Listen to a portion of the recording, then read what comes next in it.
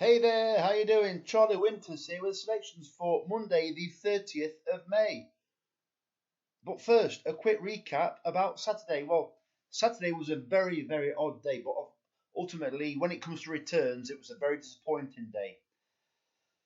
I went for slightly shorter prices, the ones that I really thought had got a cracking chance of winning. Well, after the first two came absolutely nowhere.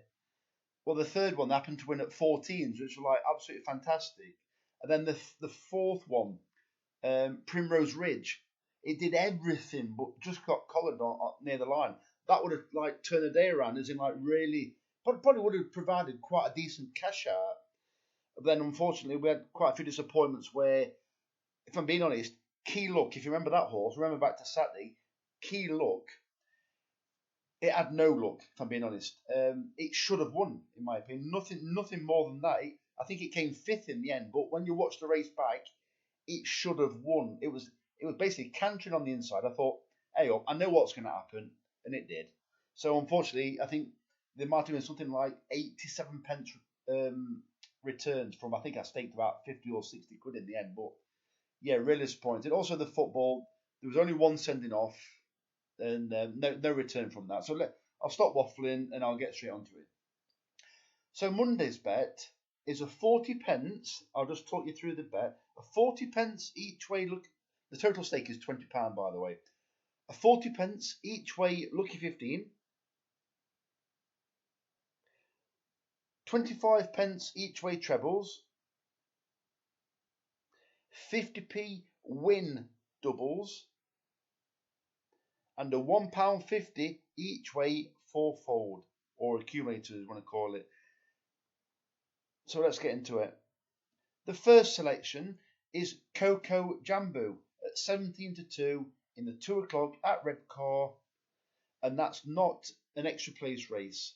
Well, the favourite's got a little bit of form. I'm probably expecting the favourite probably to win or at least run a good race, but Coco Jambu drawn very low, where last year low numbers favoured at REDCAR, and you need to really race prominently. Yes, I'm taking a chance on a first timer, but Marco Botti, I think it's a 16% strike rate at REDCAR, so I'm basically putting it down to that, as in a decent strike rate, decent trainer, one of the more high profile trainers, David Egan on board, decent jockey, and it's bred for sprinting.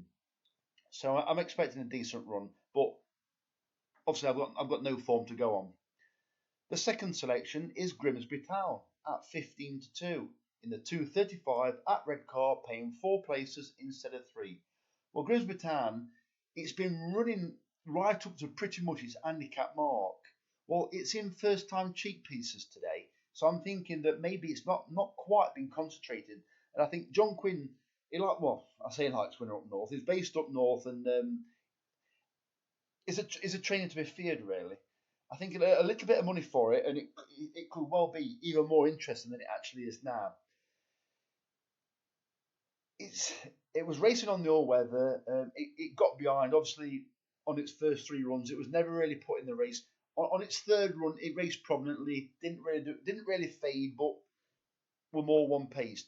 On its first time net handicap, it got a bit behind, stayed on towards the finish. I think cheap pieces could sharpen it up, and I think it's got a cracking chance of making the places. The third selection is Amore Di Vida at 11-1 in the 3:35 at REDCAR, and this also isn't an extra place race. Another one with a low draw. It went off the ball towards the end of last season, but also it actually won on its reappearance at the beginning of last season. It's ran well off marks quite a bit higher than it's off today, which is 70.